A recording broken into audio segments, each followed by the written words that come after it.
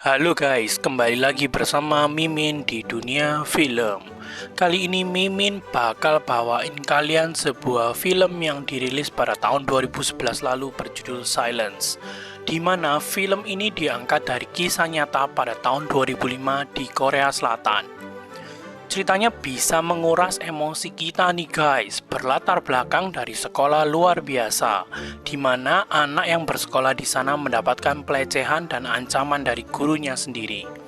Mimin yang nonton sampai sedih guys, dan menurut info yang Mimin dapatkan, cerita ini sudah dipotong hampir 3/4 dari cerita aslinya, karena terlalu pilu untuk diceritain.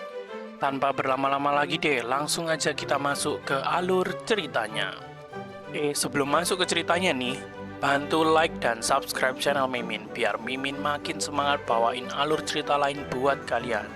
Langsung aja kita masuk ke ceritanya. Film ini dimulai dengan diperlihatkannya seorang seniman bernama Kang In Ho. Kita panggil aja Mas Ho ya, di mana Mas Ho ini akan pergi ke sebuah sekolah luar biasa yang terletak di sebuah desa terpencil. Mas Ho ini ternyata akan menjadi salah satu pengajar di sekolah luar biasa karena mendapatkan rekomendasi dari profesornya dulu. Namun seperti mendapatkan sebuah pertanda, saat dalam perjalanan ia menabrak seekor rusa, sehingga membuat mobilnya rusak dan harus dibawa ke bengkel. Tapi ya, berhubung Mas Ho ini sudah sangat telat, akhirnya ia pergi dari bengkel tersebut tanpa memperbaiki mobilnya. Tapi kesialan seperti menghampirinya. Saat memundurkan mobilnya ditabrak lagi dari belakang, sehingga membuat mobilnya yang udah rusak makin rusak lagi. Definisi sudah jatuh tertimpa tangga yang sesungguhnya gak sih guys? Akhirnya mobil Inho ini terpaksa ditaruh di bengkel dan cewek yang menabrak Inho ini mengantarkannya ke sekolah tersebut. Sesampainya di sekolah, wanita penabrak Inho memberikan kartu namanya pada Mas Ho ini. Ternyata wanita ini berasal dari kantor HAM di daerah tersebut dan bernama Mbak Yunjin. Mbak ini menyuruh Inho untuk menginformasikan berapa biaya perbaikan mobilnya, lalu ia pergi. Inho akhirnya menemui kepala sekolah tersebut dan berbincang sama kepala sekolah. Sampai akhirnya ia dipertemukan dengan kepala administrasi di sekolah tersebut. Betapa kagetnya Inho, ternyata kepala sekolah dan kepala administrasi ini adalah kembar identik. Di sini Inho tiba-tiba yang habis keluar dari ruangan kepala sekolah dimintai dana sumbangan sebesar 50 juta won karena pekerjaan sebagai pengajar tidaklah gratis. Gila, benar-benar matre nih orang. Inho yang tidak mempunyai dana sebanyak itu terpaksa menelepon ibunya dan meminta pinjaman dana. Akhirnya Inho memulai hari pertamanya mengajar di sekolah tersebut. Inho meminta siswanya untuk melukis apel. Kok nggak ngelukis yang lain ya? Inho yang berkeliling melihat lukisan siswanya, berhenti dan memberikan pujian kepada salah satu muridnya yang bernama Yol. Karena menurut Inho, hasil lukisannya bagus. Di tengah-tengah pelajaran yang sedang berlangsung, tiba-tiba seorang siswa masuk ke dalam kelas dalam keadaan muka yang sudah dipenuhi oleh lebam. Inho yang melihat hal tersebut terkejut dan merasa ada yang janggal di kelasnya. Inho semakin merasa janggal karena ia menyadari bahwa siswa yang ada di kelasnya tidak menunjukkan ekspresi sama sekali. Semua murid yang ada di kelasnya cenderung menjaga jarak dengan Inho. Gila sih, kayak menatap orang asing. Ya memang Inho baru kerja ya. Inho yang penasaran menanyakan pada salah satu guru senior yang ada di sana. Namun sang guru hanya menjawab, kalau Inho hanya belum terbiasa dengan siswa yang ada di sana. Dan soal anak yang babak belur, sang guru hanya menjelaskan bahwa sang anak habis berduka akibat adiknya yang baru saja tiada karena kecelakaan. Apa hubungannya lebam sama berduka ya? Mimin kurang paham sih di sini.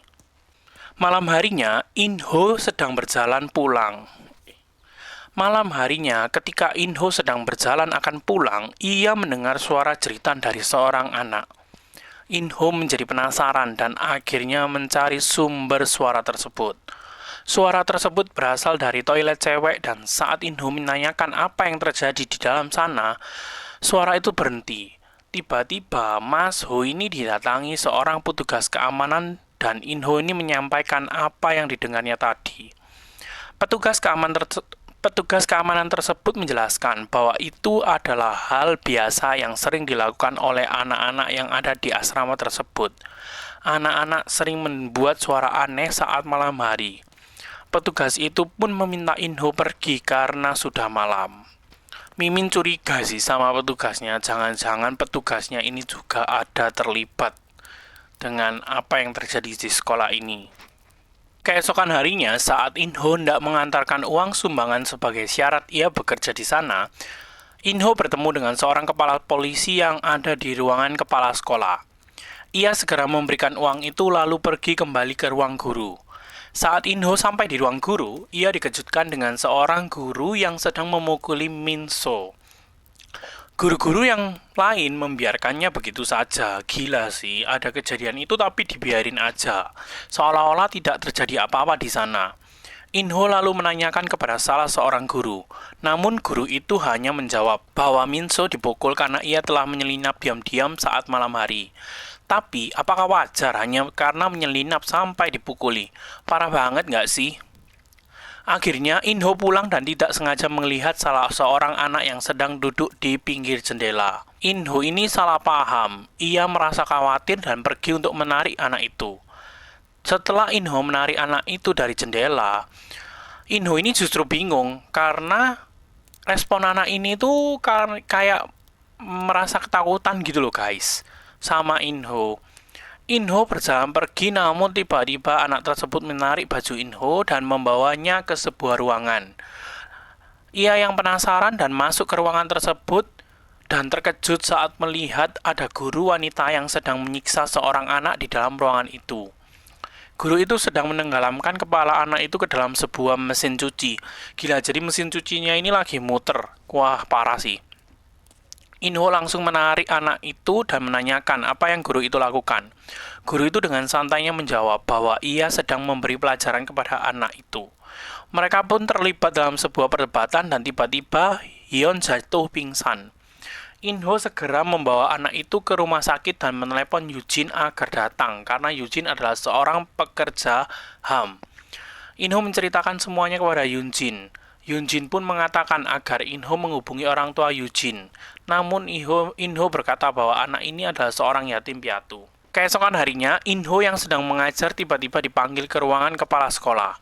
Kepala sekolah meminta maaf atas tindakan salah satu pengurus asrama dan mengatakan bahwa ia sudah memberikan peringatan kepadanya.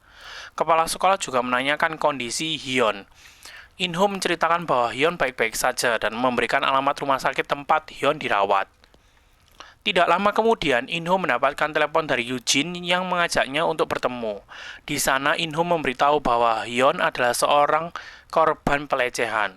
Yujin memberikan kertas percakapannya bersama Hyun kepada Inho, di mana di kertas itu, Hyun menceritakan bahwa ia sering dilecehkan oleh para guru yang ada di sekolahnya. Hyun juga mengatakan alasan penjaga asrama menyiksanya, di mana ini pasti buat kalian kaget sih guys. Ternyata pengawas asrama itu adalah selingkuhan kepala sekolah dan ia cemburu sama Hyun.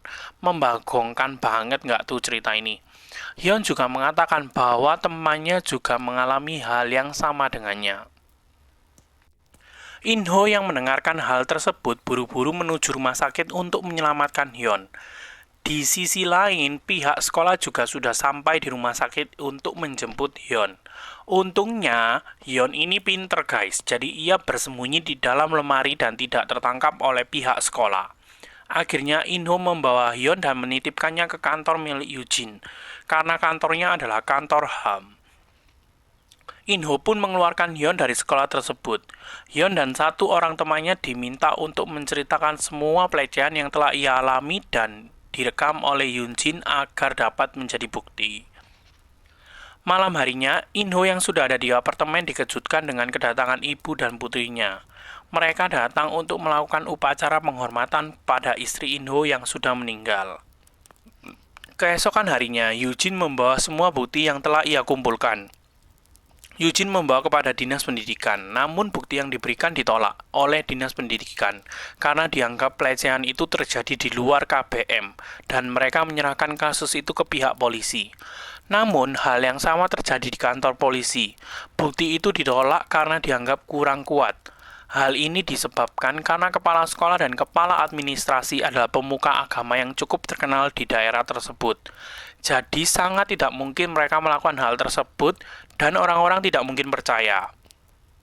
Tapi ya seperti kalian tahu sendiri, pasti ada udang di balik batu. Kepala polisi itu mendapat suap dari kepala sekolah, guys. Jadi kalian pasti inget toh, pertama kali Inho ini datang ke mau ngasih uang itu ada kepala polisi di dalam ruangan kepala sekolah. Jadi yaitu, Eugene tidak menyerah walaupun dua pihak itu tidak membantu. Eugene yang sudah menyerahkan bukti itu ke media, ia dihubungi oleh media dan merencanakan akan mempublikasikan kasus ini. Di tempat lain, saat Inho ingin memberikan bunga dari ibunya ke kepala sekolah, Inho mendengar dari dalam ruangan kepala sekolah suara dari guru yang menanyakan keberadaan Hyun dan temannya. Guru itu menanyakan kepada Minso sambil menyiksanya. Parahnya, hal ini dilakukan di depan kepala sekolah dan kepala sekolah hanya diam tidak bertindak apa-apa. Saat hendak memukulnya menggunakan stick golf, kepala sekolah menyuruhnya berhenti dan mengingatkan untuk tidak melakukannya di ruangan kepala sekolah. Guru yang tidak puas tersebut membawa Minso keluar dari ruangan dan tepat ketika keluar dari pintu, guru itu melihat Inho berdiri di sana. Inho yang melihat muka Inso penuh dengan luka tidak dapat menahan emosinya lagi dan menghampiri guru tersebut. Ia memukulkan vas bunga dari ibunya ke kepala guru tersebut, lalu membawa Minso pergi dari sana. Akhirnya, Minso juga diminta untuk menceritakan kisahnya dan memvideo ceritanya tersebut agar dapat menjadi bukti. Di sini kita baru mengetahui cerita sedih di balik Minso. Ternyata ia dan adiknya bersekolah dan tinggal di asrama bersama. Namun, setiap pulang dari sekolah, ia disuruh pergi ke rumah guru laki-laki itu dan mereka dilecehkan di sana. Mereka pun tidak bisa melakukan apa-apa karena jika mereka melawan, maka mereka akan disiksa. Mereka hanya bisa menahan rasa itu dan akhirnya merusak mental mereka. Sehingga sang adik yang merasa hidupnya sudah hancur, memutuskan untuk mengakhiri hidupnya sendiri dengan berdiri di rel kereta api. Keesokan harinya, kesaksian mereka bertiga muncul di media-media dan menarik perhatian semua orang. Pada akhirnya, kepala sekolah, kepala administrasi, dan guru pria tersebut ditangkap polisi. Tapi disinilah letak membagongkannya. Ternyata penangkapan itu hanyalah gimmick semata atau semacam kedok yang dilakukan oleh polisi. Mereka melakukan hal itu agar tidak membuat publik geram. Akhirnya sidang pun dimulai. Kepala sekolah dan kawan-kawannya tetap tidak mengakui perbuatannya. Ditambah mereka juga mendapatkan dukungan dari warga atau orang-orang di daerahnya. Karena seperti yang sudah dijelaskan ya, bahwa mereka ini adalah pemuka agama daerah setempat dan banyak pengikutnya. Sidang pertama telah selesai, dan saat hendak pergi, Inho didatangi seorang wanita tua dan tiba-tiba wanita itu menamparnya dan meludahi Inho. Wanita ini diketahui adalah istri dari kepala sekolah. Suami sama istri ternyata sama-sama dakjal, guys. Ia tidak terima dan merasa bahwa suaminya telah difitnah sama Inho. Sidang kedua pun dimulai dan menghadirkan dua orang saksi, yaitu penjaga sekolah dan dokter yang mengeluarkan hasil visum anak-anak tersebut. Tetapi kesaksian mereka berdua melenceng dari fakta yang sebenarnya. Penjaga itu mengatakan bahwa selama ia bekerja di sana, ia tidak pernah mendengar atau melihat ada anak-anak yang dilecehkan. Dokter itu juga mengatakan bahwa saat ia memeriksa salah seorang anak, kondisinya terlihat biasa saja dan seperti bukan korban pelecehan.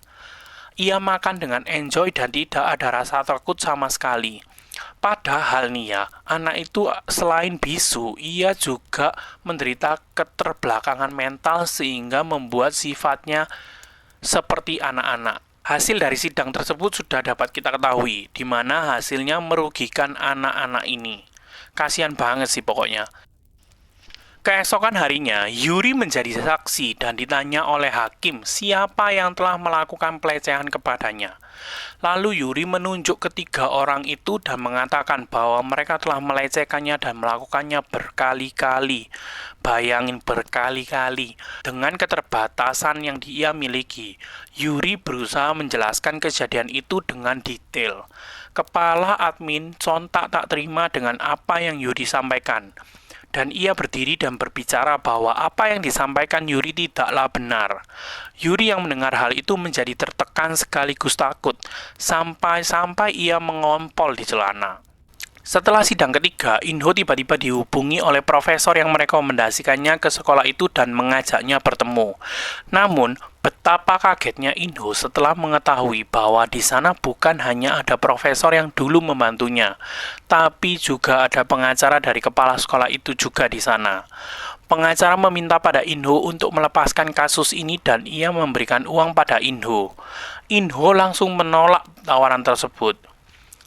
Tidak hanya berhenti di situ, keluarga para anak-anak itu juga ditawari uang damai oleh pengacara itu. Mereka menawarkan uang kepada keluarga Hyun dan Minso. Karena keluarga mereka berkekurangan, keluarga mereka pun menerima uang damai itu. Sekarang tinggal Hyun saja, karena memang Hyun tidak memiliki keluarga. Akhirnya sidang dimulai dan Hyun memberikan kesaksiannya dengan detail. Oleh karena kesaksiannya, pengadilan mulai memihak kepada tiga anak tersebut.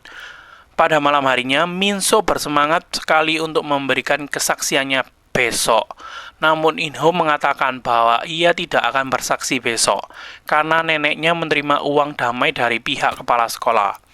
Minso yang mendengar kabar tersebut seketika merasa sedih dan kecewa. Ia menangis sejadi-jadinya dan tidak terima dengan semua ini. Seakan dunia itu nggak adil sama dia. Inho cuma dapat memeluk Minso sambil meminta maaf kepadanya. Malam harinya, Hyun membangunkan Inho dan mengatakan bahwa ia mengingat satu bukti penting yang kemarin ia lupakan. Ia mengingat bahwa pada saat kejadian itu terjadi, di ruangan kepala sekolah terdapat CCTV yang mungkin merekam kejadian saat itu. Inho yang mendengar hal itu memutuskan untuk pergi ke sekolah mengeceknya. Dan benar saja terdapat bukti video rekaman CCTV pada saat kejadian. Esokan harinya, sebelum sidang dimulai, Inho memberikan bukti itu kepada pengacara yang membela anak-anak. Sidang pun dimulai. Rupanya hakim telah memberikan keputusannya. Para pelaku akan dijatuhi hukuman berat. Namun, karena mereka tidak memiliki catatan kriminal sebelumnya dan dinilai telah melakukan kontribusi besar untuk kota, maka mereka dijatuhi hukuman ringan. Kepala sekolah dan kepala administrasi dihukum 6 bulan penjara dan 1 tahun masa percobaan, sedangkan sang guru dijatuhi 8 bulan penjara dan 2 tahun masa percobaan. Semua orang yang ada di dalam ruangan sidang dan orang-orang yang terlibat ternyata sudah dibeli oleh kepala sekolah itu, termasuk pengacara yang membela Inho dan anak-anak. Bukti rekaman CCTV yang seharusnya dapat menjadi bukti kuat tidak ditampilkan, padahal sudah mereka serahkan kepada pengacara mereka. Semua orang yang membela anak-anak termasuk para penyandang tunarungu merasa tidak adil dengan keputusan hakim. Minso dan Hyul pun merasa ini semua tidak adil. Akhirnya Minso memutuskan untuk menghakimi guru itu sendiri.